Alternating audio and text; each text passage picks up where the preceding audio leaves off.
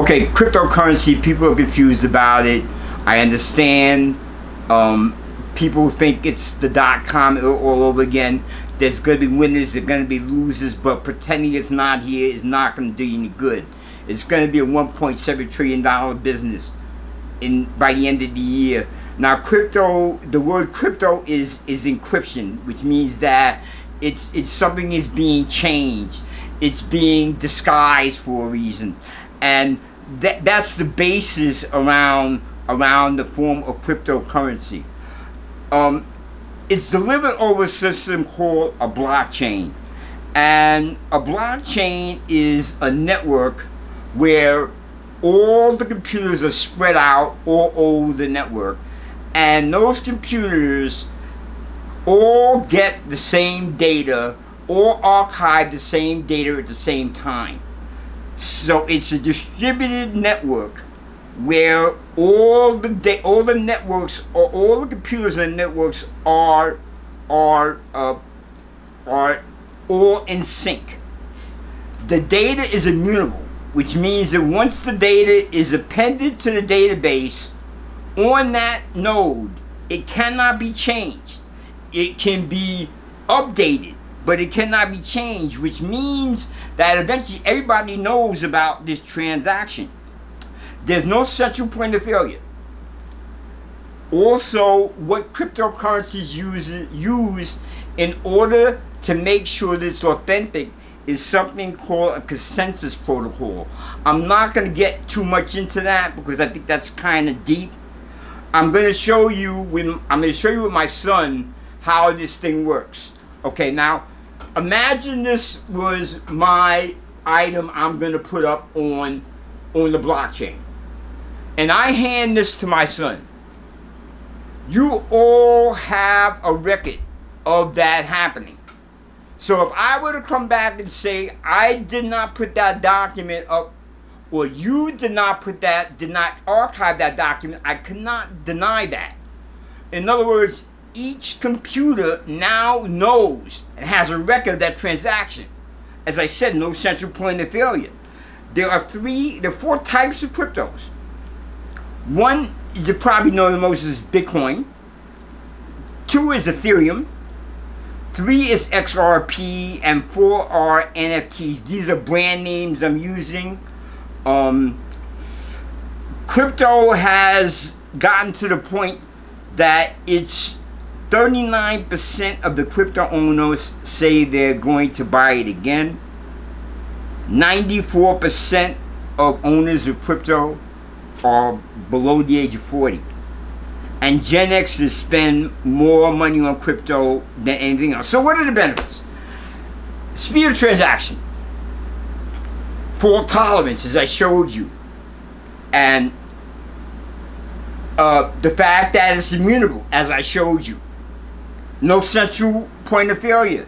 No need for a center or a bank or an insurance company to handle the negotiations to make sure things have been done right, because that's been done on the blockchain. It's traceable. It's private. And in the case of Ethereum, which I think is the most unique one of all the cryptocurrencies, it has something called smart contracts, which we'll go into in another video. If you like what you're seeing, please give me a thumbs up and give me a like. Let's talk about what's going on in crypto right now. The current administration has not been that friendly toward cryptocurrencies.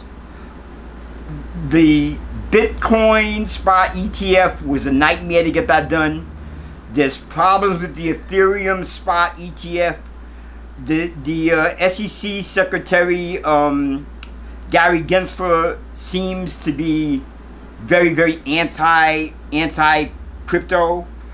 He's issued what is called Wells notices to a number of crypto companies.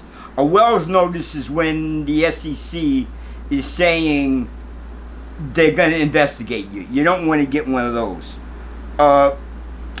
Well, looking at some things going on, Ripple is, or XRP, and stable coins, they're sort of getting to the point that it's almost like hard to distinguish between the two. Although their functions are different, their functions are similar. So I begin to think that eventually that's going to come together, and there's going to be some type of crypto asset that's going to both do what Ripple does, which is currency exchange, and stable coins, which allows the crypto to have its background and strength. And I see them coming together being one element. Gary Gensler and the SEC has attacked Uniswap lately for being an unregistered broker. Some of the things that's happened in the past involving crypto, which is interesting now, is there was a company called Mt. Gox, G-O-X. It was a game that was created years ago, and the game was created by Mark Capellas. He noticed in the game, as he was selling skins in the game, that people were paying with Bitcoin, and he sold his Mt. Gox, and out of Mt. Gox was built the real first crypto exchange. In other words, this was an illegal thing that happened. Eventually, with the price of Bitcoin rising, this happened years ago.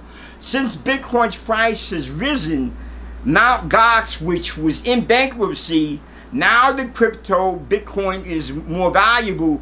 They can now begin to repay some of the money that they owed in bankruptcy.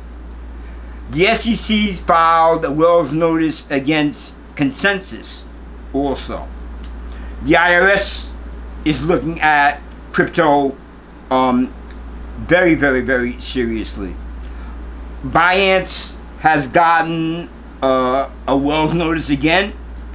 The U.S. government has passed what is called the U.S. Blockchain Integrity Act, and that was really done because of something that was called crypto mixing, which was a way that it makes it difficult for you to find out who was the real owner. So a company called Tornado Cash years ago started that, and now they're looking at that pretty heavy. What will the rate cuts mean to Bitcoin? The rates are right now are kind of high. I think when Bitcoin comes, when Bitcoin becomes more established, and the rates begin to drop, people might look at Bitcoin a little bit differently. Listen, I hope you enjoyed the video. If you like it, give it a thumbs up, and have a great day. Bye.